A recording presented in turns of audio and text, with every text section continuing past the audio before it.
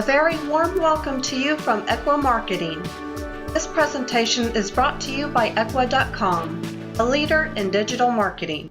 Hello, everyone. Welcome to another episode of Growing Dentist podcast series. Today, I'm really excited to have with me Laura Hatch. Laura is the founder of Front Office Rocks. She specializes in helping those phone calls you're getting turn into new patients. And she also helps you with other front office issues in terms of opportunities, depending on how you look at it. So you're maximizing your profits and your revenues. So Laura, welcome today. Welcome to Growing Dentist. Thank you. I'm very excited. I appreciate the time to talk with you. Thank you, Laura. So just to give our audience a little bit background on you, can you tell us your story as to how you got into this? Yes. So it's not like when I was a kid, I thought about when I grow up, I want to be a dental office manager. Like most of us, we've kind of fallen into the positions we're in. So I'm actually an office manager in San Diego, California. My husband is a dentist. He graduated from University of Maryland Dental School in 1999. He went as an associate a couple places around Baltimore. In 2003, he decided he wanted to open his own practice. I have a background in human resources, sales, management. So he came to me and asked me to be his office manager. So that's kind of how I got into dentistry back in 2003. At the time, I knew nothing about teeth. I didn't know teeth had numbers or surfaces. I didn't know dental codes. There was no place to really go learn about this. So, I read all the magazines or the articles in dental economics. I saw one of the people you've interviewed in the past, Linda Miles, and thought, I want to be like her one day, but really just kind of had to figure it out. And so we grew our practice in Baltimore from 2003 to 2007. We were in network and eventually got out of all the insurances. We were fee for service. And in 2007, we decided to move to San Diego, California. So we sold our practice in Maryland, moved to San Diego, California. Didn't realize that 2007, the economy, we knew the economy wasn't great, but the economy wasn't great. We're in Southern California. There's a lot of competition. Got here and decided, okay, now what are we going to do? So my husband and I decided to open a second scratch practice. So we opened a second scratch practice in 2008 in San Diego. We've now grown we have 3 dentists, and I have 15 days of hygiene. I have 3 hygienists. Fee-for-service practice, we average about 50 to 60 new patients a month. And I've been running the office since we got here. And a few years ago, I decided to start Front Office Rocks as that training resource for dental teams. So I started a website that offers front office training for all the things that we have to handle at the front desk, from that new patient phone call to offering the patient appointment, getting them to pay, filling a productive schedule. So that's kind of how I evolved in dentistry. I still run our dental office every week. I'm in there 1 to 2 days a week running the office, and I have Front Office Rocks now, which is a resource for other offices to use. That's an inspiring story. So you start with, you didn't plan on becoming, an office manager, and so you start, learning management, learning HR, learning, business, and then you get into dentistry, and then you did it for yourself, and you grew this massive business, right, from nothing to 3 dentists and 15 hygiene days. That's awesome. Yeah.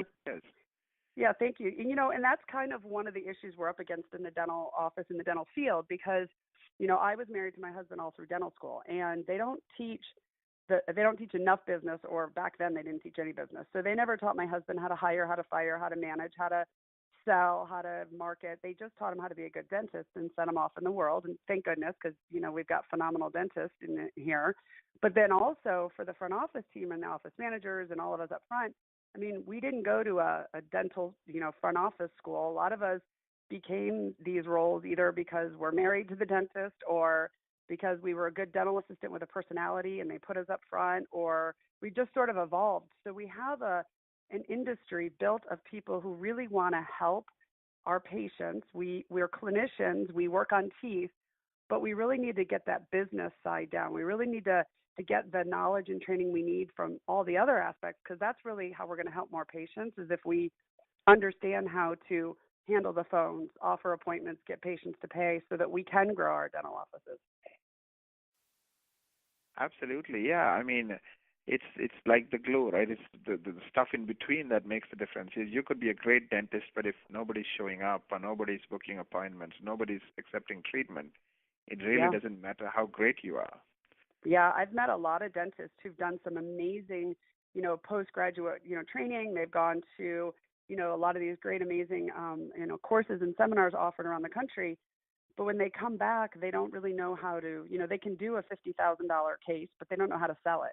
Or their front Right. office team, they buy we have a CEREC and we love CEREC and they buy a CEREC, but then we don't know how to implement it into the practice. We don't know how to sell it. We don't know how to talk to patients about crowns and onlays. So that's the part that I really love and focus on is how can we help our offices with all of the other stuff to get our dentists doing more dentistry. Keep them busy in the back because that's what they love and that's what they want to do. Right. Let me jump right into the deep end. Given that you have real world experience, you're not just teaching people, you're actually doing it with your own practice. So describe to me when you first got into this, like what does a bad phone call look like? Let's say I'm just listening in. Yeah, well, I can tell you, and this is not that it's bad. It's more of the fact that we as dental professionals have, and not, for many reasons, but we have gotten very insurance driven. So we have gotten very focused on insurance because, we've been beat up and insurance companies coming back saying, you overcharged or you did dentistry that wasn't needed, patients get upset. So we have gotten very insurance driven. And so when I say that, I'm thinking about all aspects of what we do in the practice, and I can give a lot of examples. But one is when we answer the phones, patients are calling in and they're asking, do you take my insurance or do you have Saturday hours or whatever? And a bad phone call that I feel is if we let the insurance dictate the phone call. If we just go into insurance discussion without actually getting to know the person on the other end of the phone, because really it's a person we're dealing with and they have dental needs and health needs, and the insurance is a subset of that. Of course, we need to know their insurance, but we shouldn't let that dictate the phone call. So I would say a bad phone call would be one that's all about insurance. Now, some people would say that might be just because the patients bring it up, but honestly, it's not just the patients that bring it up. We tend to bring it up. What happens in a lot of offices is when somebody answers the phone, the new patient call, what they'll say typically is, what's your name? How did you hear about us? And then the third question out of our employees' mouths are usually, do you have dental insurance or what insurance do you have? So I consider that not great because what we're doing is we're putting insurance above everything else. We're besides their name and how they heard about us, we're putting insurance as important to our practice, and we're setting up that relationship with our patients that insurance matters. And so when we get frustrated when the patient waves their insurance book at us during the treatment plan presentation, like, I only want to do what my insurance covers, it's kind of understandable in a way because we started the relationship with that patient discussing insurance first. So it's my philosophy to, not that we can't talk about insurance, but I think we need to put the patient first. We need to find out, why are they calling? How did they hear about us? Are they new to the area? Do their kids go to school with our doctor's kids or whatever? We really want to set ourselves apart and remember that person on the other end of the phone isn't an insurance company. They're a person. And if we treat them like a person, we're going to set that relationship up with them at a higher level that we're going to really be able to take care of them because that first impression really matters. Yeah, it's kind of interesting. You're talking about mindsets, right? So if most human beings want to do what's best for their families, right? That's why they go to these organic they buy organic apple, organic vegetables or whatever, right? Because if they have a choice between giving my kids healthy food and not healthy food, every mom is going to pick healthy. I can't think of a single mom that's going to say, well, tell me, I'll buy what my insurance covers. So I'll buy. Right. Of course, if they can't afford it, they'll still sacrifice for themselves. But for their kids or their loved ones, they're going to do the best they can when it comes to healthy. And there are lots of people who shop at places where yes, they could get the cheapest potato or whatever the vegetable is, but they don't. They get the healthy stuff, right? So how come in this we are letting them say, oh, I don't care what's healthy, what's important, what's good for me, what's best for me. just let me do what the cheapest option. So I think what you're saying is, correct me if I'm wrong, some of that is we kind of, because we have been beaten up so much, we go in with that mindset that everybody wants insurance and that's all they're going to do. And right from the start, we are setting it up in their own mind and our mind that it's like the mindset. So it's an insurance mindset as opposed to what you use the word patient first mindset. So you're saying, you're saying we should have that patient first mindset right from the start, not the insurance first mindset. Yep, and I know that there's a lot of people who will be listening to this who say, well, we need to know their insurance and we need to talk to them about insurance because that is part of, the part of the relationship we have with the patient. But what I like to say is there's a difference between being insurance driven and insurance savvy. So we need to know the ins and outs of their insurance and, are we in network or not, or do they downgrade and all that. But when you're insurance driven, you're putting insurance first. It's almost like our patients are coming in with a sticky note on their head that says, I'm Blue Cross Blue Shield or I'm MetLife, right? And what I challenge doctors, and because I hear doctors say, well, we're not insurance driven. If you hear, the first new patient phone call, if you hear one of the first questions being, what is your insurance? Your practice has become insurance driven. If you hear yourself saying, oh, great, we have a new patient today, what insurance do they have? That really shouldn't matter. I mean, if somebody has one insurance versus another, we should treat every patient the same. If you hear yourself saying, I need to put together a treatment plan, how much do they have remaining in insurance? This is all of the things that we've sort of set up in our industry that really needs to change because patients will pay, not all patients, but there is a good number of patients who will do, like you said, what's best for their family, what's best for themselves, and they're not going to just be dictated by insurance. But when they call our office, they don't know what else to ask. I mean, our patients only know their insurance book and their pocketbook. That's all they know. They don't know. They didn't go to dental school. They didn't learn what we know. They know insurance book and pocketbook. So when they call and say, "Do you take my insurance?" That's just because that's all they know how to ask. But it's our job to take control of that call and find out more about the patient and treat them like a person. And of course, handle insurance questions. But I'm just saying, let's not put it first. Let's put the patient first. Right. Yeah, absolutely. It makes a ton of sense. Maybe now, I was going to say, go for you, because I know you like to dig deep, okay? So I know if there's people listening to this, they're going to say, okay, Laura, but people call and say, do you take my insurance? So how do you handle that call, right?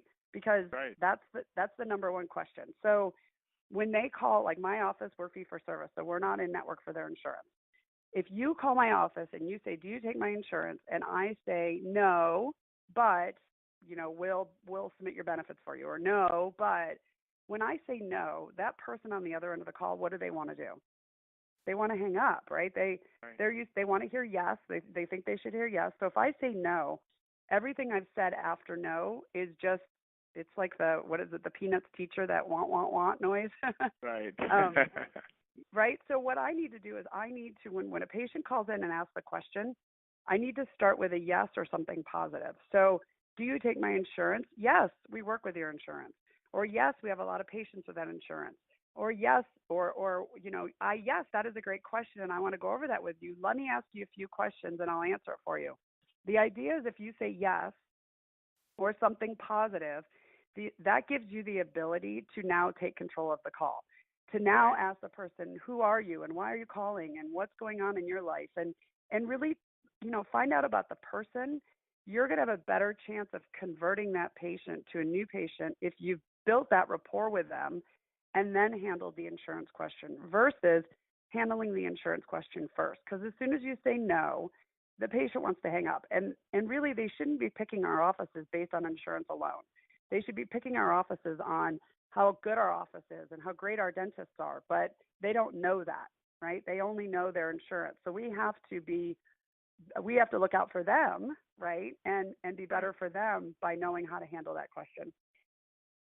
Right. So you're saying a lot of patients, you have to provide leadership to patients because, they don't spend their whole day and time thinking about dentistry. They have other things to worry about.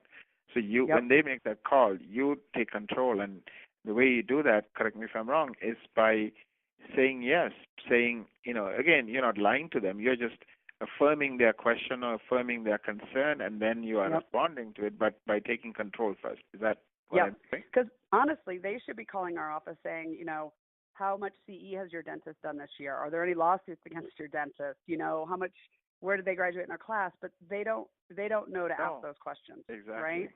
Right. So we need to take now, and again, I'm not saying we don't handle the insurance question. I'm just saying let's do it after we've gotten to know the patient. And so once you get them talking to you, you'll find out that a lot of times that's all they knew to ask. They just are looking for a good dentist. They'll be willing to come to your office, but we really have to get our patients talking to us and not just let them run control of the call with that one question. Right. And you kind of said something interesting I picked up on early on. You said people who get into healthcare want to help people, Yep. right?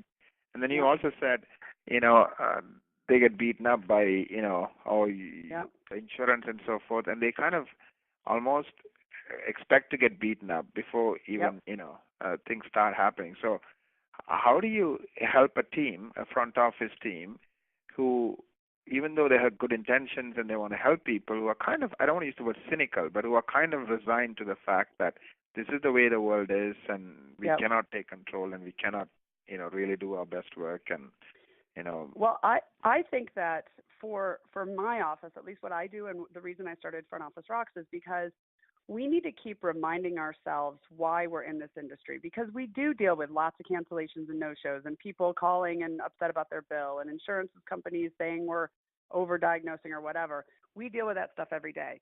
And over time, that wears you down. Over time, you're like, you know what, it's just better to let's just do the one crown because that's all the insurance is going to diagnose or approve, even though the patient needs 2 or 3 crowns. So much like if you've ever experienced going to like CE, like I just came back from the Hinman meeting in Atlanta, and I'm all pumped up, right? I just saw the best speakers and I've heard like new ways to do things and I'm all energized, and I'm going to go in the office tomorrow and things are going to be great again because I remembered why I'm doing what I'm doing. But over the next week, over the next 2 weeks, over the next month, I'm going to get beat up a little bit again. I'm going to have a patient upset with me about something, and then it's going to kind of wear me down again. So one of the things that I recommend is that we do continual training with our offices. Continual, much like dentists have to go get CE every year, I believe everybody should have continual reinforcement and training. So with my website, what I do is the idea behind it is just to remind our staff why that new patient phone call is important, why not bringing up insurance right away is important, why we're in this, what we do.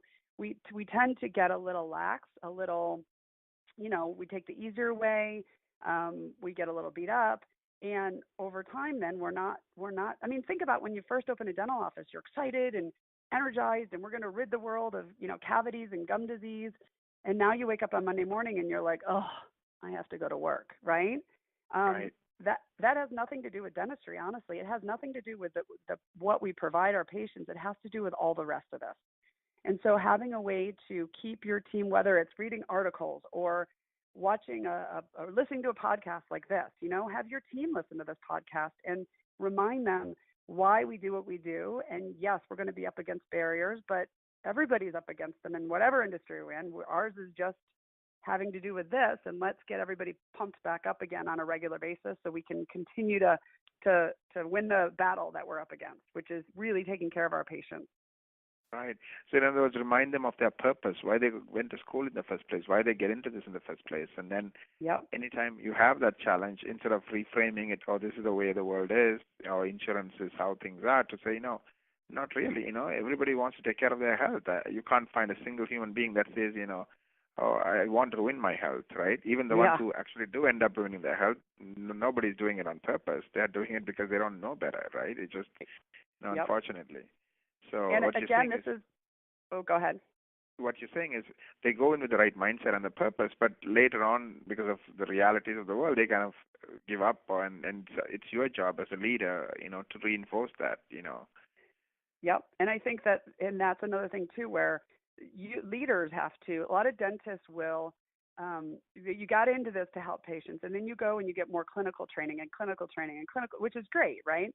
But you also need to invest in yourself and your team on other aspects. It's not just about offering more services or doing better dentistry, which is very important, but it's also about reinvesting in your practice, making sure that you're keeping your purpose in line, Communicating with your team. A lot of doctors don't sit down with their team and reinforce, why do we do this? What are we here for? And this is where I want to go with the practice and get the team on board, because as a dentist, if you really show your team what you want to do and why you're doing what you're doing, you will find that they're going to support you. If they're good employees, they're going to back you. But a lot of times we don't have those conversations. And so then it just kind of becomes rote and we sort of get beaten down, when really we need to always be, building each other back up. Right. Can you pass a great call in your mind? Like, typically, how would a great call go? A great call in my mind is one where a patient calls and, okay, so this is my favorite call of all times. It doesn't always happen, Right. but this is, if I were to say great conversion of somebody at the front desk handling the phones, is if somebody calls in and says, do you take my HMO? Because my office, if you come to my office, we don't take your HMO. You're not going to get any benefits if you come to my office. Right. So what I would love to hear is, we have a lot of patients that have HMOs. Let me ask you a few questions and I'll explain. And then let the person talk. Let them tell you why they're calling. And what you'll find out a lot of times is they have a toothache. It's been bothering them for a while. They've been to other offices and they didn't like it, or they couldn't get in. They're booked out for weeks. Whatever. And they're really looking, really honestly, for a dentist who's going to take care of them, but they're driven by that HMO because that's all they know. And if you can take that person, now we don't always convert patients that are HMOs, but if you can potentially convert them, because what has happened in our practice, we offer a new patient special, and some of our HMO patients have taken the new patient special because they wanted to find a good dentist, and then they have dropped their HMO and they're now on our in-office membership program. So we now took somebody who really did care about their health and really wanted good dental care, but was so restricted by their HMOs, and we gave them another way to take care of their dental care because they really cared. So for me, that would be one where we kind of beat the insurance, I guess, in a way. Now, is everybody going to do that? Not up, for sure not, because some people have to go to their HMOs and they're not going to go out, on their own. But to really understand, as the person answering the phones, that you're there to care about that person on the other end of the phone. You need to hear what their story is, what they're looking for, what they need. And if you believe in your office and you believe you're there to help, if you've got that why, that you hear this all the time, but if you understand the why behind why they're calling and what they're asking, and you really care, giving it your best effort to convert that patient is all any doctor is going to ask for. What happens is we tend to just answer the questions. We're busy. Patients are standing in front of us, and we hang up, and we forgot that person on the other end of the phone was a person looking for help. And Right. so for me, the best call ever is somebody who can answer that phone and really find out why this person's calling and see if we can help them. Maybe we're not the dentist for everyone. That's okay. But if you give it a shot, that's all I'm asking for. Really just care about that person and see if you can help them. And even if they don't schedule with you, get their name and number, call them a day or two later and make sure they got scheduled somewhere, because that is just good customer service. You want to care about that person who's calling your office because they don't know how to care for their dental health. That's our job. Right. So you mentioned a couple of interesting points. Like, the first thing you said is, this is a principle that Robert Cialdini in the book Influence talks about, which is consistency. You don't want to argue with them about HMO. So you agree with them and say, or acknowledge them and say, yes, we have patients who have HMOs, right? And then you, you no point arguing with them and telling why HMO sucks and all that stuff. No, that's Exactly. not why they called you, right? They called Yep. you to get help, right? HMO happens to be one of the things that in their mind is the only thing that matters, but it's your role to kind of flip their thinking. But instead of fighting with them, you just, I think there's a great book I read, How to Win Friends and Influence People by, Dale Carnegie, and he talks about it, right? Don't have an argument. Don't have, Yep. So that's interesting. And the next thing you mentioned that I found fascinating is, that really, really focus on helping the person because they don't know what they don't know, and your role is to help them. Now, is there any tips you would give when you're working with a person like this or to the doctor as to, because I know it's change doesn't come easily. So how would you go about taking an average practice with average results or maybe below average results? And how do you go about, is it just memorizing those words or is it just, how do you go about shifting them? Well, I'm not about scripts or memorizing words, right? So, Right. because I just feel scripts don't work. When you're calling a place and they're reading a script, and it messes your team up if the patient doesn't answer the way they're supposed to off the list, then you're like, what do we say next? So, I'm very big on understanding the why. So, for an office to grow, what I would suggest and what I focus on is, okay, well, all of these things that we do in the office, whether it's confirming appointments, whether it's asking for payment, whether it's getting the patient to accept their treatment, what's the bigger purpose? What's the why behind it? Because a lot of times we tend to do tasks, we tend to do duties or day-to-day things, but if we're doing them without the bigger picture behind them, without the why, you don't get the same results. So, for example, when I'm calling to confirm patients, as an example, what's the purpose behind doing that? It's not just because my doctor told me that's my job and I have to confirm patients. My why behind that, my purpose, is to get that patient to arrive so I can keep them stable and healthy and keep their teeth for life. That's my purpose. So when I'm talking to new patients or when we're doing a case presentation, whatever it is, if you and your team have had the discussion and the training to understand the why behind what we're doing, they're going to be much better at the results because they understand their purpose. But what goes on right now in less than average offices or average offices is we're just doing our job. We're just Right. doing the tasks. And, we're lucky enough to be in an industry. We're a healthcare industry. I mean, we help our patients live longer and live a better life. If I was selling purses, I probably would be having a very different discussion with you. But we are selling something that people need, and we have to understand people don't want it.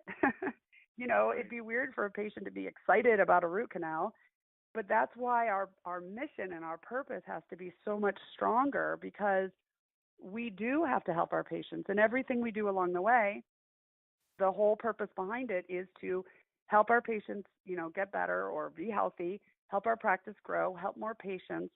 So that would be my first thing, is to really kind of step back, step above the practice and go, all right, are we just doing jobs and tasks, or are we really in line with what our purpose is? And if you're not in line with what your purpose is, if you're focusing on insurance first, if you're only doing one tooth because that's all the insurance covers when, the patient really needs three, you probably have gotten out of, not quite in line with why you started dentistry, why you started your own practice. And it's a good place to start is right there.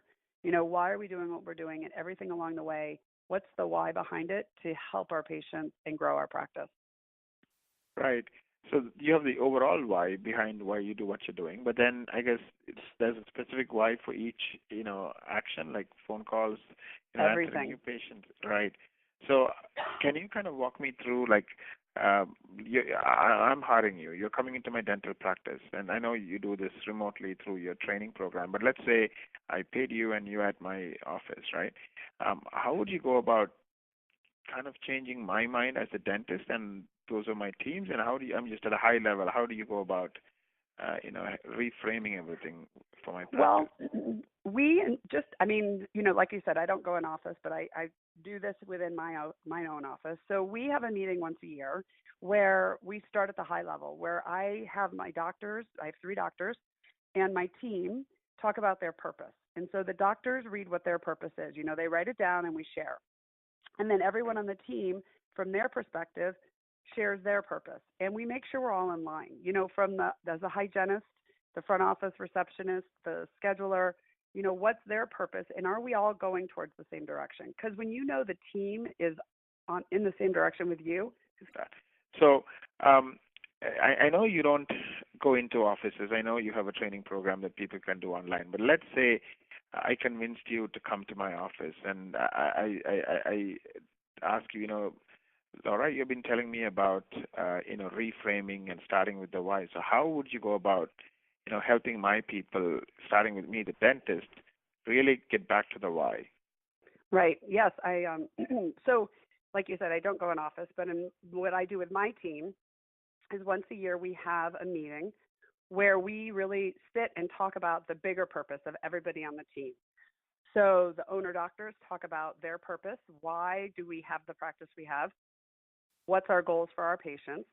And then everyone on the team from their perspective talks about what their purpose is, our hygienist, our receptionist, our scheduler, and make sure that we're all in line, that we all have the same goal going to the same direction, because it's a lot more fun and it's easier, and if everybody has the purpose in the same direction, it's going to have a bigger impact than if everybody's going in different directions. So that's kind of on the high level. That would be the first thing I would do, is just to make sure that you've got the right team together and that everybody's going towards the same purpose. Then what I would do is break down everyone's positions to the duties that they have. Case presentation, confirmation phone calls, getting the patients to pre-appoint for their next appointment, all the little things we do, and talk about the why. What is the reason we do this? Why do we want our patients to pre-appoint? It's not because we want to keep the schedule full. I mean, yes, it is on a business aspect, but really it's because we want our patients to stay healthy and we want to keep them in every 3, 4, or 6 months. Why do we do confirmation calls? It's not because of the phone call because we have nothing better to do. It's because we want our patients to arrive to the appointment so we can keep them healthy. Right. So I would go through every little step. When we answer the phone, one of the things I always talk about when answering the phone is that we always answer the phone with take a deep breath and smile, right? Even if you're having the worst day ever and there's 42 things going on in front of you, why do we want to take a deep breath and smile when we answer the phone? Well, that is the potential first, impression this person on the phone is going to have of your practice. So we want to make sure that first impression is a lasting, a positive one that's going to impact the rest of your relationship with that patient. So it's taking each one of the little steps that we have along the way and putting the why behind it that matches the bigger goal of the dentist in the practice. Right. For example, I mean, you're touching on something, maybe you didn't verbalize it, but that I'm picking up on. Like when I run my business, in my early days, I focused on me, what do I want, how much money do I want to make, and so forth. And it didn't really go anywhere. And then I focused on, my purpose, which is helping my clients who are dentists and dermatologists grow their business with world-class marketing. I didn't really worry too much about, where my next client is going to come from. I just focused on, keeping my promise to my clients and helping them grow their business. And then my thinking was, if I'm doing that, my success will be a byproduct of my commitment to helping my clients grow, right? Because if my clients are growing, technically speaking, they would tell their friends about, what I've done for them. They would help me because they want me to be in business, because they know if I go out of business, it's going to affect their business negatively, right? So now they're actually working and rooting for your success because I'm rooting for theirs. So you're saying most of us go into dentistry because we want to make a difference in the lives of people. Now, somewhere along the way, life catches up to us or takes us over, and we forget the why, and we forget why we do what we do. And sometimes we get so caught up in the details, we miss the why, miss the big picture. Yep, completely. And that's where we haven't talked about it in this interview, or we may still, I'm not sure, but when we talk about referrals and reviews, asking patients for referrals and reviews, people are only going to go out and talk about your office if you earned it, if you were good enough to get it. If you were mediocre and you were fine and you just did the basics and their experience was okay, they're not going to go out of their way to talk about you, much like you were talking about with your clients. But if their experience was amazing throughout the process, whether it's making the appointments or the case presentation or whatever, when they leave and they go, wow, that was not like any other dental experience I've ever had, they're going to go out and tell other people about you. So in order to grow your practice from the outside, you need to be good on the inside. You need to make sure that everybody is in line to help the patients and get them, healthy and take care of what we're here for, which is the patients, not necessarily the insurance program or the insurance plans. Right. Absolutely. And tell me a little bit about your practice. So your journey, right? So I guess you have already done it once before. So when you came back for a second time, hopefully you have some knowledge and experience of how to build that practice. Now you don't take any insurance, or how does No. it stand right now? Yeah, You no, don't. we're fee for service. Yeah, and going through it the second time, I think my biggest win or my biggest success or my biggest learning thing was to hire the right team, to have the right team that does understand the why and that's behind your purpose. Because we, like many practices, we hired a team when we were in our first practice, and you hold on to them sometimes a little too long. You don't really get the right person in place, and it really can stunt your growth or slow your growth. So we had much better success the second time because I knew how that can really affect the long-term growth of the practice. So I have, not to challenge any dentists in San Diego, but I have the best team in all of San Diego now because I learned those lessons early on, making sure that your team is great team and then trained well. Those are the two things that I think are vital to grow, to have the success that you need in the office. I'm sure some of the dentists who are listening to this are going to be thinking, how do I find the right team? What are some of the tips you would give them? Well, my first thought is, and now I have a background in recruiting, so I was in human resources and recruiting, so this stuff comes easy to me. My husband looks at me, and it's like, if you wanted me to do a crown, I couldn't do that. And with hiring, I know it's not something that dentists were trained in. But my first thing is to say not to necessarily feel that you have to hire somebody, at least at the front desk, that has dental experience. I feel that dentists think they need to have somebody that has 2 years of EagleSoft or 4 years of Dentrix experience, but I didn't know anything about Dentrix and codes and teeth. I knew customer service. I knew sales. I knew management.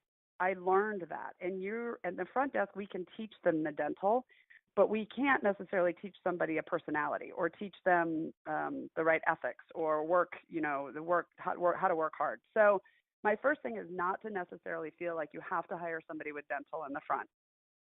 My second suggestion is when you're looking to advertise to hire somebody, look at your ads and how you put the ads together. Many of our dental, when we're advertising, they're very boring. They're very, front desk, looking for 2 years dental experience, must be able to work 8 to 5, blah, blah, blah, blah, blah. Well, when you write an ad that's boring, you're going to attract. I mean, it's an advertisement to attract. You're going to attract that kind of person. Right. So I say write a dynamic advertisement, amazing dental team looking to help patients, wanting our next superstar. Because what you're trying to do is attract somebody, and the person you're attracting may not even be unemployed. They may be working somewhere else and not happy, and you're trying to get them to want to work in your practice.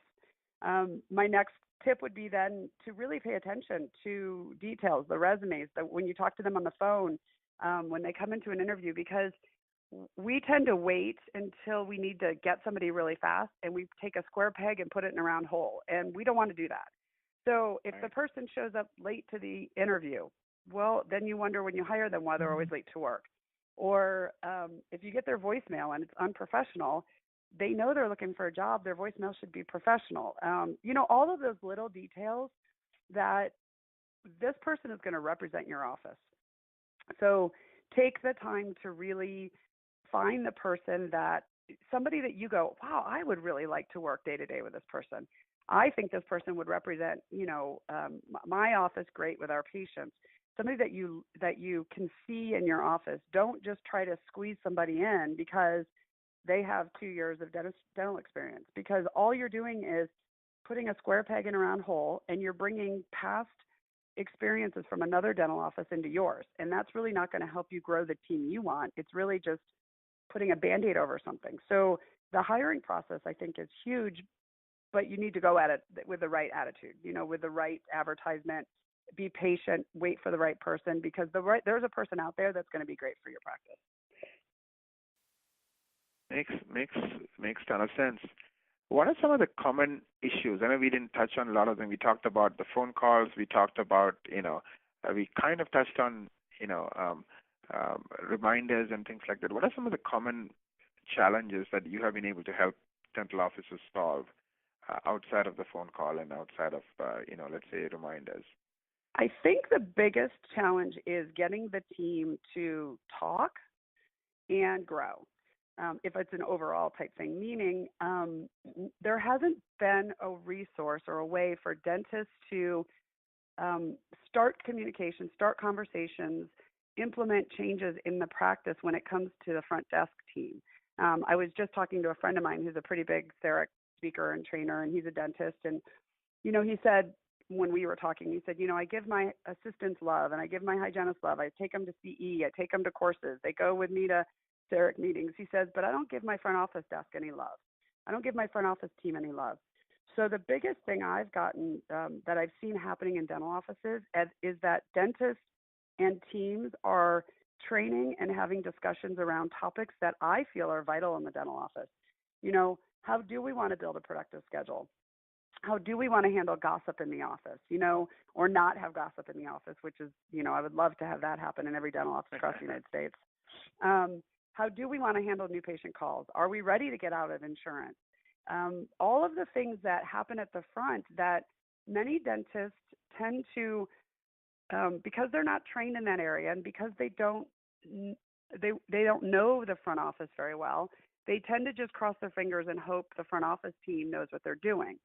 The front office team, is trying to do the best they can, but really sometimes they're up against the wall because they don't know how to do any more. And there hasn't been a lot of training with that. And so the biggest challenge I think I'm overcoming is helping doctors and their front office team start to work together to improve, start to find areas that they could get better at, handling insurance questions, scheduling more productively, getting your patients to show up. All of that impacts the practice. It impacts how much dentistry you're doing in the back, but it really takes the leadership of the doctor to help that front office team grow and learn and get better. So that's really where I feel like I'm being sort of the office manager advocate between the front office team and the doctor to say, we really want to focus. We really need to focus on these issues because these are the issues that can help grow your practice. And if you're stuck, it's not because you don't know how to do a good crown or you're not doing endo fast enough. It's because we don't know how to get the patients in the front door or we don't know how to schedule them appropriately. So that's really what I feel is the biggest thing that I'm doing to help dental offices. Right. That's awesome. If I want to find out more about you, like I'm a dentist and I'm interested in learning more, what would you recommend I do? You just go to my website. It's frontofficerocks.com, and it's an online training website. So like you and I just talked about, I don't go in office. I'm not a consultant. I have my own office to run. So what I have instead is videos that are online. There's over 180 videos, and there's webinars twice a month. And it's really focused on all the front office stuff that we do, all of the things that we have to handle at the front desk, and it's focused on helping your team, your employees get better and come out of being beat up from insurances and patients so that they can offer the best care possible for your patients. So frontofficerocks.com. Frontofficerocks.com. And it's 180 videos, and I can watch any video I want anytime. I don't have to wait. Yep, it's a subscription-based website, so it's $149 a month. Right. It's as long as you want. You can cancel at any point. So some people do it for a few months and then cancel and come back a few months later if they get a new employee. Some people, have been clients for years, but it's $149 a month. You can train as many employees as you want. Like I said, there's over 180 videos plus the webinars, which twice a month, I'm getting up to upwards of 100 offices together talking about. This last one was about cancellations and no-shows. And before it was about dealing with an upset patient about their balance. So the things that I deal with in my office all the time, that's what we focus on the website. The details of the little things that we have to deal with all the time in the dental office. I commend you for doing this. So do you do this in addition to running your practice? I do. Yep. I'm do both. So I'm in the office 2 days a week. And then I'll go in here and there if needed for other stuff. And then I'm on the road usually 2 days a week, speaking or at events. And then 1 day a week, I'm trying not to get sick. So I apologize for anyone listening to this that I didn't do well this time. I'm dealing with a cold, but yeah, I do run the office day to day and implement everything that I'm talking about in the training in my own office. Right. Yeah, this is excellent. Thank you very much, Laura, for taking the time to talk to me. I think people will learn a lot, and I'm sure some of them will, sign up for your program and, want to learn more because it's pretty inexpensive. $149 a month. It's not like, I have to fly somewhere and spend 2 days and, pay for the air ticket, right? I can do it from my home, and like you said, it's unlimited, meaning if I have 10 people, all 10 of them can use it, correct? Exactly. Yep. And you can do it as a team. That's one of the things some offices are doing is the doctor and the team will watch a video and then have a discussion around it. So that's where I was saying I'm getting a communication going as a team to start, focusing on and learning and growing certain areas in your practice. Right, right. How long are these videos typically, each video? They're anywhere between 8 to 12 minutes. Awesome. And at the end of each video, so they're very bite-sized. And at the end of each video, there's a quiz. So you can take a brand new employee, for example, and have them go through the videos, take the quizzes. I recommend if you've got a new employee, you have them do all the receptionist videos before you ever let them answer your phones. Because Right. like I said, I don't want somebody answering my phones that doesn't know how to handle those calls. But yeah, they're all bite-sized. So you can also search for topics on the site. So let's say your topic of the week is, I don't know, you're having a big problem with cancellations. You can search on the site and it'll pull out all the videos and articles about cancellations and just watch those topics to help your practice in need of what you need right now. So there's a lot of different ways to use the training. Awesome.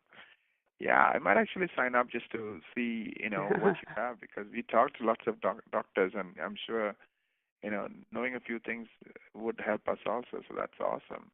Yeah, I have a lot of. It's interesting the different clients that we're gaining. I think it's been a need for dentistry for a while, and I have a lot of I have companies like yours, learning from it. I've also have a lot of newly graduated dentists who are signing up and binge watching the videos, meaning watching them so they know what to expect from their front office team. It's amazing because I think everybody wants to improve in all these areas. But like you said, it's too hard sometimes to get a team on the plane to a conference. There's, Right. it doesn't work for when you need it. So this is the idea behind it is to be a resource for dental teams for when you need it. To have it there at your fingertips anytime that you need it to help improve whatever's going on in your practice. Absolutely. Thank you very much, Laura, for taking the time to talk with us today. And once again, everyone, thank you very much for listening to another great episode of Growing Dentist with Laura. To learn more about Laura, you can go to frontofficerocks.com. A great name, by the way. Thank you very much. It was great talking with you today. Thank you.